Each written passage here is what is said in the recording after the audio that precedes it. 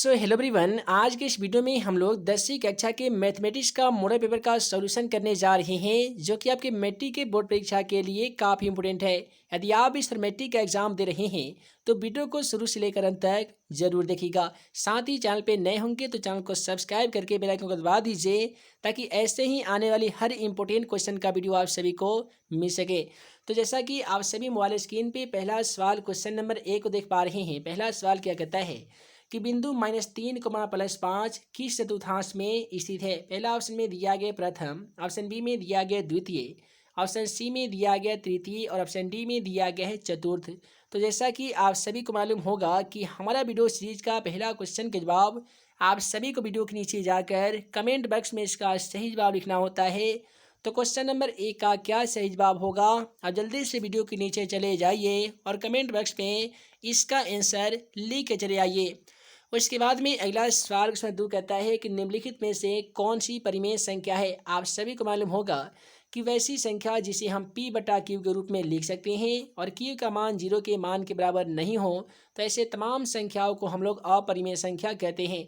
तो पहला ऑप्शन में अपरिमेय संख्या दिया गया है, ये भी अपरिमेय है। लेकिन ऑप्शन सी में देखिएगा तो √3 से √3 घटाने के बाद प्राप्त संख्या 2 है, जिसे हम p/q के रूप में लिख भी सकते हैं और q का मान 0 के मान के बराबर भी नहीं है। अतः क्वेश्चन का सही जवाब ऑप्शन सी होगा, 2√3/√3। अगला सवाल कहता है एक द्विघात समीकरण का घात कितना होता है। ऐसे क्वेश्चनों का आंसर क्वेश्चन में ही छिपा रहता है। देखिए क्वेश्चन कहता है कि एक द्विघात समीकरण का घात कितना होता है। तो दोस्तों क्या बोला गया है, तो द्विघात समीकरण, तो द्विघात का मतलब ही होता है दो घात वाला समीकरण। तो द्विघात समीकरण में घातों की संख्या कितना हो जाएगा, तो 2 हो जाएगा। त्रिघात पूछा जाएगा तो 3 हो जाएगा। रैखिक पूछा जाएगा तो 1 हो जाएगा। अगला सवाल क्वेश्चन 4 कहता है कि sine square 45 degree plus cos square 45 degree का मान क्या हो जाएगा। आप सभी को मालूम होगा कि त्रिकोणमिति में एक बहुत ही पॉपुलर फार्मूला है, साइन स्क्वायर थीटा प्लस में होता है कॉस स्क्वायर थीटा बराबर क्या होता है, तो आपका आंसर 1 होता है। ठीक इसी प्रकार से साइन स्क्वायर थीटा और कॉस स्क्वायर थीटा के फार्मूला के द्वारा इस क्वेश्चनों का सोल्यूशन कीजिएगा तो थीटा का मान दोनों जगह समान है। अतः sine square 45 plus cos square 45 का मान भी 1 होगा। और इसके बाद में क्वेश्चन 5 हमारा कहता है प्रायिकता का अधिकतम मान कितना होता है। दोस्तों याद रखिएगा, प्रायिकता का जो अधिकतम मान है वो 1 होती है, जो कि ऑप्शन बी में है। अतः क्वेश्चन का सही जवाब ऑप्शन बी होगा। प्रायिकता से रिलेटेड 2-3 सवाल जो हम आप सभी को बता रहे हैं, इसमें से 100% 1 से 2 सवाल आपके एग्जाम में जरूर टकराएगा। सबसे पहला सवाल पूछा जाता है प्रायिकता का अधिकतम मान कितना होता है, तो 1 हो जाएगा। निश्चित घटना की प्रायिकता कितनी होती है, तो 1 हो जाएगा। संभावित घटना की प्रायिकता 1 हो जाता है और संभावित घटना की प्रायिकता 0, अनिश्चित घटना की प्रायिकता 0 हो जाएगा। फिर एक और सवाल पूछे जाते हैं कि इनमें से किस घटना की प्रायिकता नहीं हो सकती है। तो आपको चारों ऑप्शनों में ऐसे ऑप्शनों का चयन करना है जिसका मान 1 से ज़्यादा होगा, उस घटना की प्रायिकता नहीं होगी, और 1 से कम जितने भी संख्याएं होंगे उन सभी घटनाओं की प्रायिकता होगी। अगला सवाल इसमें 6 कहता है पाई है। तो दोस्तों पाई जो है ना, यह एक अपरिमेय संख्या है, यानी क्वेश्चन का सही जवाब इरेशनल नंबर हो जाएगा, यानी ऑप्शन सी हो जाएगा अपरिमेय संख्या। पाई के साथ साथ पाई/2 की बात करें, पाई/3 की बात करें या फिर पाई/4 की बात करें, ये सभी के सभी संख्याएं इरेशनल नंबर यानी अपरिमेय संख्याएं होती है। और इसके बाद में अगला सवाल इसमें 7 को देखिए, कहता है बहुपद x² + 2x + 1 का शून्य क्या हो जाएगा। तो यहाँ पे आप सभी को शून्य ज्ञात करना है। तो हम क्या करेंगे, x² + 2x के बदले में लिखेंगे x + x कर देंगे और +1 को सेम टू सेम यहाँ पे उतार रहे हैं। ठीक है, तो देखिए दोनों में दोस्तों x कॉमन मिल रहा है, तो हम x को कॉमन करेंगे तो यहाँ पे x + 1 हो जाएगा। यहाँ से हम लोग a कॉमन करेंगे तो यहाँ पे x + 1 हो जाएगा। ठीक है, और इसके बाद में हमें क्या करना है कि ये x+1 को एक साथ लिखना है। तो आइए x+1 को एक साथ ले लेते हैं। x+1 और x+1 दोनों में कॉमन है, यानी दोनों में उभयनिष्ठ है, तो दोनों में से कोई एक x+1 को हम लिख लेंगे। तो यहाँ पे देखिए x+1 बराबर 0, तो x बराबर -1 हो जाएगा। ठीक उसी प्रकार से यहाँ पे भी x बराबर -1 हो जाएगा। इसे ज्ञात करने के बाद हमें ये पता चलता है कि इस बहुपद का हम शून्य ज्ञात करेंगे तो x का जो मान आता है वो -1 आता है, जो कि ऑप्शन बी में है। अतः क्वेश्चन का सही जवाब ऑप्शन बी हो जाएगा। अगला सवाल क्वेश्चन 8 को देखिए, तो क्वेश्चन 8 कहता है कि एक वृत्त पर कितनी स्पर्श रेखा खींची जा सकती है। देखिए क्वेश्चन को थोड़ा सा हेर फेर से क्वेश्चन का आंसर बदल जाता है। जिस प्रकार से आप सभी को मालूम होगा कि इस प्रकार से खुदा जो लिखा जाता है अरबी वर्ड में, तो एक नुक्ता के हेर फेर से खुदा से जुदा हो जाता है। ठीक उसी प्रकार से क्वेश्चनों को ध्यानपूर्वक पढ़ने के बाद ही आंसर देना चाहिए, क्योंकि क्वेश्चन में बहुत सारे ऐसे राज छिपे रहते हैं जिसको अगर आप ध्यान नहीं देते हैं तो आंसर क्या होना चाहिए और आप क्या देकर चले आते हैं, जिस कारण आपका रिजल्ट अच्छी तरीके से नहीं बन पाती है। तो पूछा गया कि एक वृत्त पर कितनी स्पर्श रेखा खींची जा सकती है। तो मान लेते हैं इस प्रकार से एक वृत्त है, तो इस पे हम अनगिनत अनंत स्पर्श रेखा इस प्रकार से खींच सकते हैं जिसका कोई भी लिमिटेड नहीं है। अतः इस क्वेश्चन का सही जवाब अनंत हो जाएगा। लेकिन इसी क्वेश्चन में दे दिया जाता कि एक वृत्त पर बाहर बिंदु से कितनी स्पर्श रेखा खींची जा सकती है। तो मान लेते हैं यह एक वृत्त है, बाहरी बिंदु कोई ए ले लेते हैं, तो यहाँ से जब खींचेंगे तो वृत्त पर केवल 2 ही स्पर्श रेखा खींचेंगे। तो बाहर बिंदु से यानी बाहरी बिंदु से वृत्त पर खींची गई स्पर्श रेखाओं की संख्या 2 होती है। और एक वृत्त पर कितनी स्पर्श रेखा खींची जा सकती है, तो अनंत। और इसके बाद में अगला सवाल इसमें 9 को देखिए कि आंकड़े इतनी प्रकार के आंकड़ा दी गई है तथा 30 का परिसर क्या होगा। परिसर ज्ञात करना आप 9th कक्षा में ही पढ़ चुके होंगे। परिसर ज्ञात करने का आसान फॉर्मूला क्या आता है, तो दोस्तों वो आता है उच्च सीमा माइनस निम्न सीमा। तो उच्च सीमा की बात करें तो उच्च सीमा यहाँ पे 30 है। उसके बाद में निम्न सीमा, तो निम्न सीमा का मतलब सबसे छोटी संख्या जो कि 9 है, तो आप यहाँ पे 9 लिखिएगा। दोस्तों 30 में से 9 घटेगा तो कितना बचता है, तो आपका आंसर 21 बचता है। तो चलिए ऑप्शन के माध्यम से देख लेते हैं। तो ऑप्शन बी में यहाँ पे 21 दिया जा चुका है, अतः क्वेश्चन का सही जवाब ऑप्शन बी हो जाएगा। और इसके बाद में क्वेश्चन 10 को देखिए कि sine into 90 degree minus theta बराबर क्या होता है। तो दोस्तों यह एक त्रिकोणमिति का कोटिपूरक वाला फॉर्मूला है, जहाँ पे आप सभी को पढ़ाया जाता है कि साइन इंटू 90 माइनस थीटा बराबर कॉस थीटा होते हैं। तो वहीं पे कॉस इंटू 90 माइनस थीटा बराबर साइन थीटा होते हैं। तो यहाँ पे क्वेश्चन 10 का सही जवाब ऑप्शन सी हो जाएगा। उसके बाद में अगला सवाल इसमें 10 को देखिए कि किसी घटना ई के लिए P into E plus P into E dash is equal to क्या हो जाएगा। तो यहाँ पे सवाल कहता है कि किसी भी घटना के लिए प्रायिकता और प्रायिकता नहीं होने का जो योग होता है वो 1 होता है। यह एक फार्मूला है और द क्वेश्चन का सही जवाब ऑप्शन बी हो जाएगा। अगला सवाल इसमें 12 को देखिए तो 9,10,11 9,10,11 11,5,7,6 का बहुलक क्या हो जाएगा। तो दोस्तों बहुलक किसे कहते हैं, तो कोई भी ऐसा संख्या जो आंकड़े में सबसे ज़्यादा बार आई रहती है यानी अधिकतम बराबरता का जो मान होता है वो बहुलक कहलाता है। तो इसमें सबसे ज़्यादा बार आने वाली संख्या कौन कौन सी है, तो देखिए 11 11 11 11 एक ऐसी संख्या है जो इस आंकड़े में लगभग 3 बार आई है। 3 बार या 3 बार से ज़्यादा बार आने वाले कोई अन्य संख्या नहीं है। अतः क्वेश्चन का जो बिल्कुल सही जवाब हो जाएगा ऑप्शन सी हो जाएगा 11। उसके बाद में अगला सवाल इसमें 13 को देखिए, कहता है कि निम्नलिखित में से कौन सा बहुपद नहीं है, और ये भी जान लीजिए कौन सा बहुपद है और कौन सा नहीं है। ऐसे सवाल 100% आपके मैट्रिक एग्जाम पेपर में 1 से 2 सवाल जरूर रहेंगे। तो आसान सा ठीक आज जान ही लीजिए कि कौन सी स्थिति में बहुपद होता है और कौन सी स्थिति में बहुपद नहीं होता है।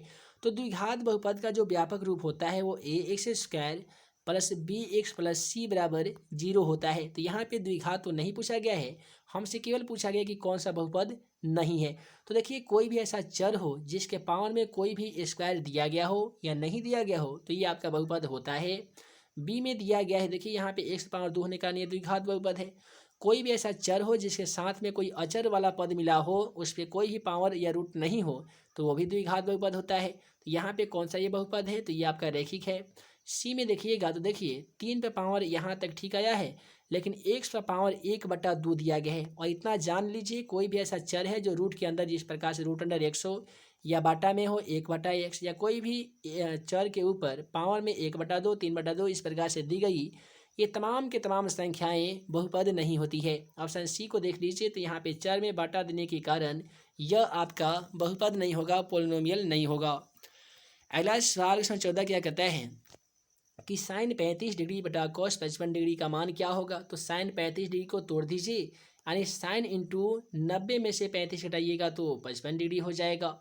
उसके बाद में यहाँ पे कॉस 55 है, उसे सेम टू सेम लिख दीजिए कॉस 55। उसके बाद में क्या होगा कि साइन इंटू 90 माइनस थीटा बराबर कॉस थीटा होती हैं। तो यहाँ पे आप कॉस 55 को कॉस 55 लिख सकते हैं।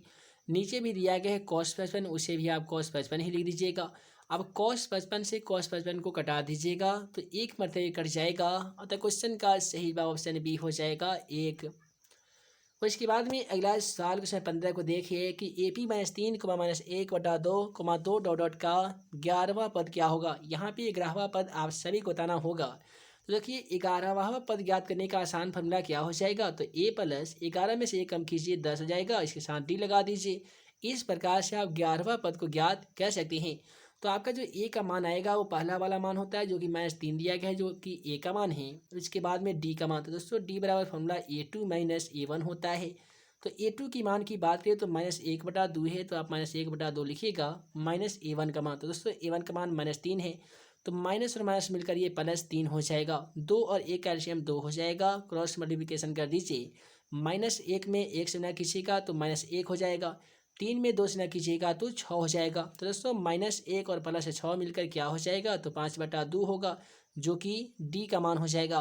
अब यहाँ पे हम क्या करेंगे, 11वां पद ज्ञात करने का आसान फॉर्मूला हम लोग लिखे हैं a + 10d। तो a का मान सबसे पहले लिखेंगे जो कि -3 है।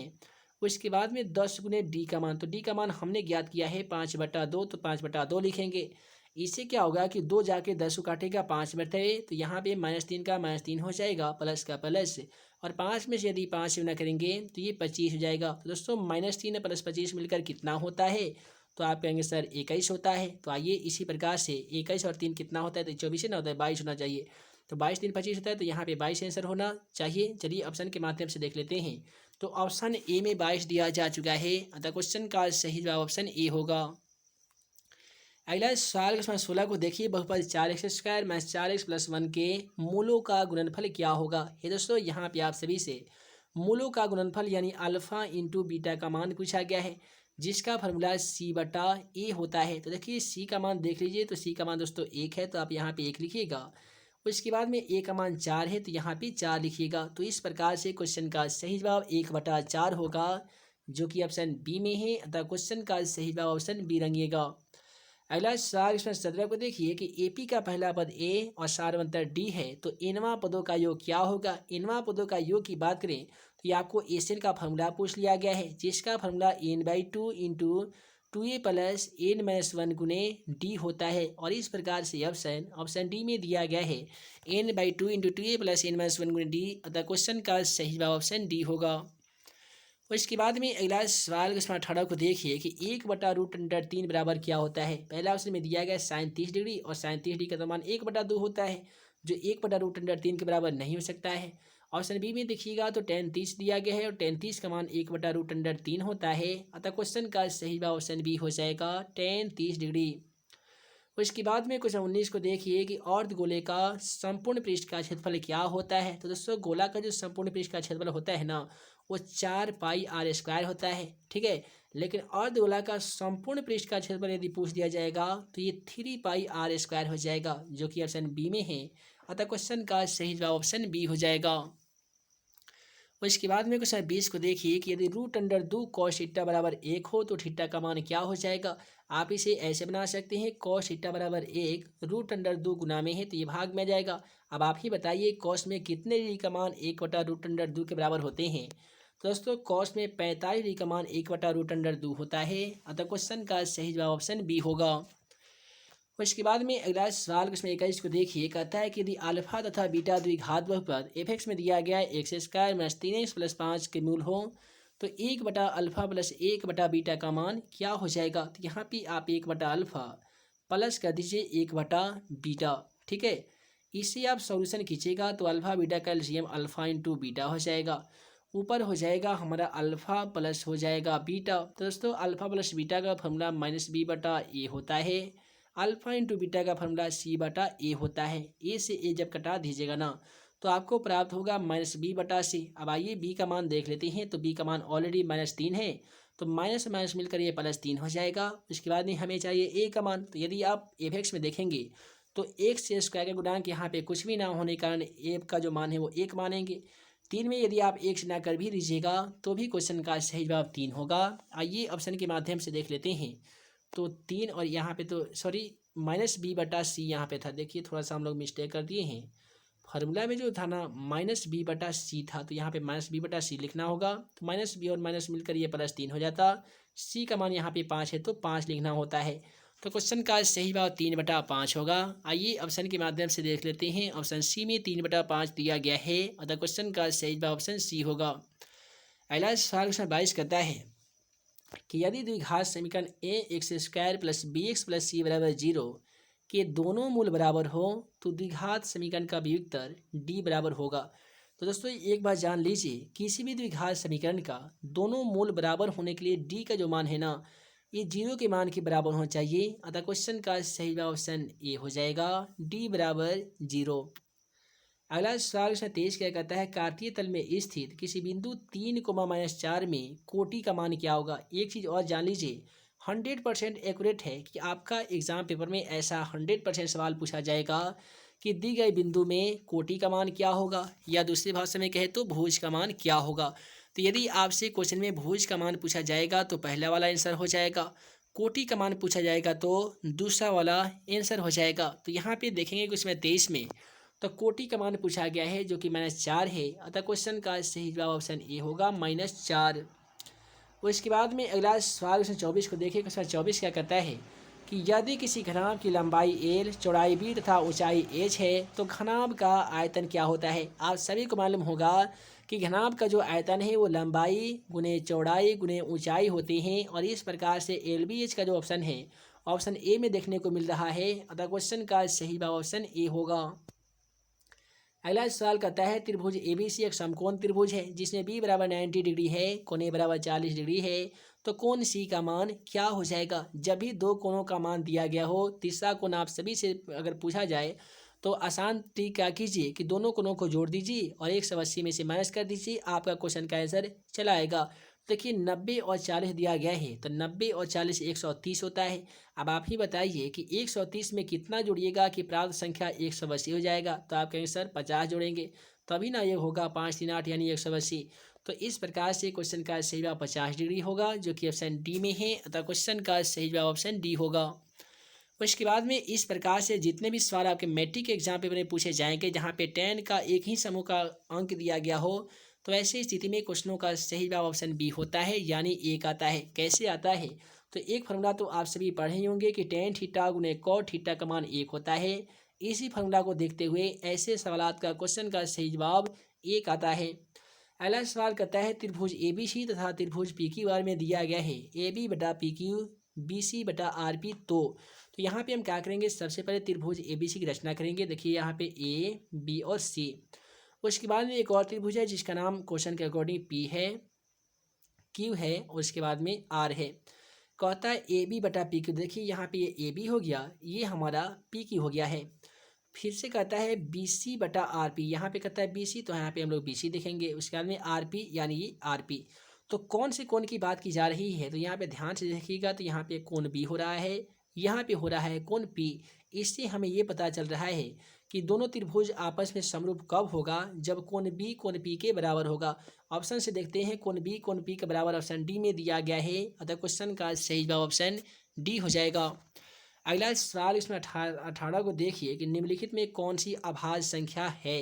दोस्तों अभाज्य संख्या किसे कहते हैं, तो वैसी संख्याएं जिसमें स्वयं तथा एक से भाग लगने के अलावा कोई अन्य संख्या से विभाजित ना हो, ऐसे तमाम संख्याओं को हम लोग अभाज्य संख्या कहते हैं। पहला ऑप्शन में दिया गया 10, तो 10 स्वयं तथा एक के अलावा अन्य संख्या से भाग लगता है जिसका कारण ये भाज्य संख्या है। 21 में भी अन्य संख्या से भाग लगने के कारण ये भाज्य संख्या है। लेकिन ऑप्शन सी में देखिएगा तो दिया गया है 11, और 11 एक ऐसी संख्या है जिसमें जब भी भाग लेगा तो या तो 11 से लेगा या 1 से लेगा। ये दोनों संख्याओं के अलावा कोई अन्य संख्या से भाग न लगने के कारण क्वेश्चन का सही जवाब ऑप्शन सी हो जाएगा 11। उसके बाद में अगला सवाल 29 को देखिए कि 1 + cot² थीटा बटा 1 + tan² थीटा बराबर क्या हो जाएगा। ऐसे क्वेश्चनों को सॉल्व करने का आसान ट्रिक क्या है कि 1 प्लस यदि यहाँ पे cot² थीटा दिया गया हो तो समझ लीजिए क्वेश्चन का सही जवाब cot² थीटा ही आने वाला है।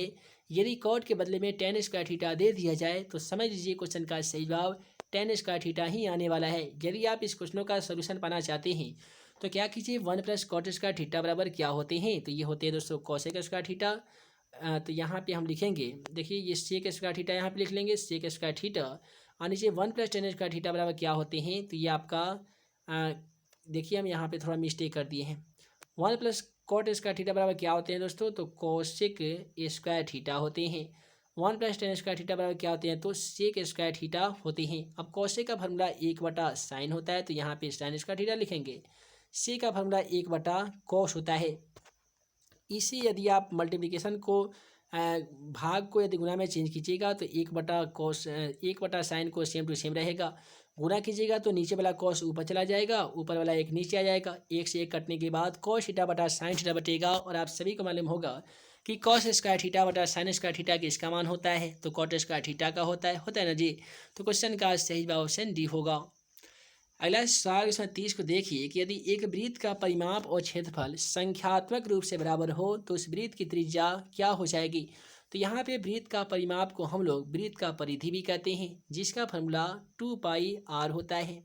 और क्षेत्रफल वृत्त का क्या होता है, तो πr² होता है। संख्यात्मक रूप से बराबर हो यानी इसे हम यदि बराबर किए कर दी जाए तो उस वृत्त का त्रिज्या यानी r का जो मान हो जाएगा वो कितना हो जाएगा। अब यहाँ पे क्या करेंगे, पाई से पाई कटा देंगे, ठीक है, पाई से पाई कटा देंगे, r² से एक r कट जाएगा, तो यहाँ पे केवल बचेगा r और यहाँ पे बचेगा 2। इससे हमें ये पता चल रहा है कि एक वृत्त का परिमाप यानी परिधि क्षेत्रफल को संख्यात्मक रूप से बराबर कर दी जाए तो वृत्त की जो त्रिज्या r का जो मान हो जाता है वो 2 मात्रक यानी 2 यूनिट अर्थात 2 इकाई हो जाती है। चलिए ऑप्शन के माध्यम से देख लेते हैं। तो ऑप्शन यहाँ पे बी में 2 मात्रक दिया जा चुका है, अतः क्वेश्चन का सही जवाब ऑप्शन बी हो जाएगा। तो हालांकि वीडियो लंबी ना हो जिस कारण मैं आज की इस वीडियो में 1 से लेकर मैथमेटिक्स का 30 ऑब्जेक्टिव क्वेश्चनों का ही सलूशन आज की इस वीडियो में कर पाया हूँ। आगे आने वाली पार्ट में क्वेश्चन 31 से लेकर 100 तक के मैथमेटिक्स का क्वेश्चनों का सलूशन करने की कोशिश करूँगा। उम्मीद है आप सभी को आज का यह वीडियो पसंद आ हो तो वीडियो को लाइक करें, साथ ही अपने दोस्तों के साथ शेयर करें। ऐसे ही नए नए वीडियो पाने के लिए आप हमारे YouTube channel math and magic tips को सब्सक्राइब करना बिल्कुल ना भूलिएगा। तो है दोस्तों, मैं मुकीम अंसारी जल्द मिलूंगा अगले वीडियो में नए वीवीआई क्वेश्चन के साथ। तब तक के लिए आप तमाम छात्र एवं छात्राओं को वीडियो देखने के लिए बहुत बहुत धन्यवाद।